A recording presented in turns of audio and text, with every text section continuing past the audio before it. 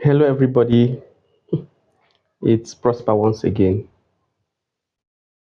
I'm here to review the Manchester United versus Arsenal game. And I hate to say I told you so, but I told you so. I mean, there are a few things we learned from the game. The Manchester United Arsenal fixture is no longer the Man United Arsenal fixture it used to be before. We just have to accept that. I mean, during my preview, I said it that it was going to be kind of boring. It was going to be a boring game because both teams are not where they used to be. Arsenal this season have really dropped from where they used to be last season. They are not the same Arsenal last season. I know they have a lot of excuses to make for that, but the fact of the matter is they are not the same Arsenal they were last season. And Manchester United is not the Manchester United they used to be under Sir Alex Ferguson. So the game was going to be boring. Man United were going to sit deep and let Arsenal come at them. And then Arsenal, with the way they play, they are so predictable. And when you're predictable, it's very difficult to really break down the opponent. So the game is just going to be boring. Man United are defending, trying to catch Arsenal on the break. Arsenal passing, making too many passes, trying to break down Manchester United.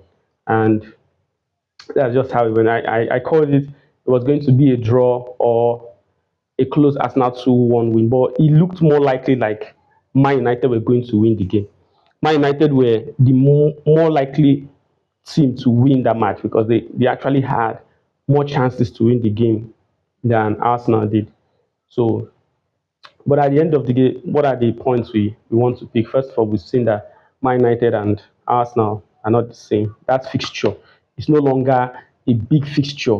In reality, it might be a big fixture on paper based on the fact that the viewers, neutrals will watch and every other thing. But apart from that, it's no longer a big fixture again in terms of the skill, the entertainment we see during the game. It doesn't bring that again.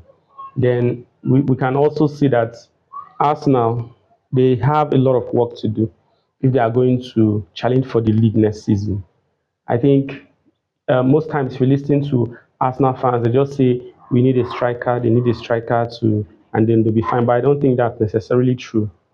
I don't think it's just a striker they need. It's not like if you pick an Isak and add to the Arsenal team that they will just go ahead and win the league. That's necessarily not true because last season they had a fully fit squad. They had a striker in Gabriel Jesus there.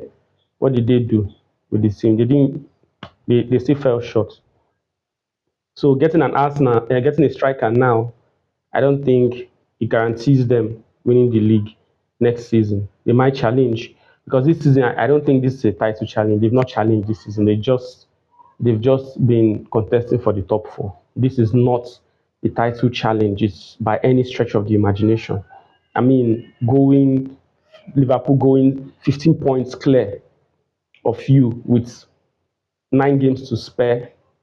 It's just not a title race, and they've never been at the top of the league at any point this season. And I think Arsenal need to, just like Haaland said, they need to be humble. They need to stay humble. I think it's been very arrogant of them during the beginning of the season because many of them predicted that they were going to win the league at the beginning of the season. They said this was their year. I mean, you're not God. You're not God, so you cannot say what we cannot. You cannot see the future. Cannot predict what will happen. And even Arteta, their coach, and even the Arsenal players, I think they had it all in their head that this was their year too. And obviously, it's not. It's not. I think I'd look for a time to really dissect Arsenal and what their problem is and how I think they can move forward. And also, I'll do the same thing for Manchester United, but I think that will be towards the end of the season or by the end of the season. I'll just do a holistic view of the teams individually and how what their problem is, how they can progress to the next season. So I think that's what we learned. So there was no title race. Liverpool was on their own. They were just strolling to the title on their own because throughout the season they've been on top from the get go. they've been on top and they've remained on top, and then they win the league. So there's never been a title race this season. So, and for Man United, I mean, they could take some positives from the game, because if they had buried their chances, maybe they would have won the game. So it was a nice game, and we, as neutrals, especially as a Liverpool fan, knowing that Arsenal was dropping points and getting 15 points ahead of them, it was interesting for me. So thank you very much for watching. Please do subscribe if you're watching on YouTube. If you're on TikTok, please do follow and like, comment, whatever your opinions are. You can comment your opinions, how you feel. Like I've always said, I'm very open to divergent opinions, whatever your opinion are about the game. You don't necessarily have to agree with me. I mean, I'm not an expert. I'm just a football fan like you. So thank you very much. Leave your comments, do like, share, and we'll see you next time. Thank you and do have a great day.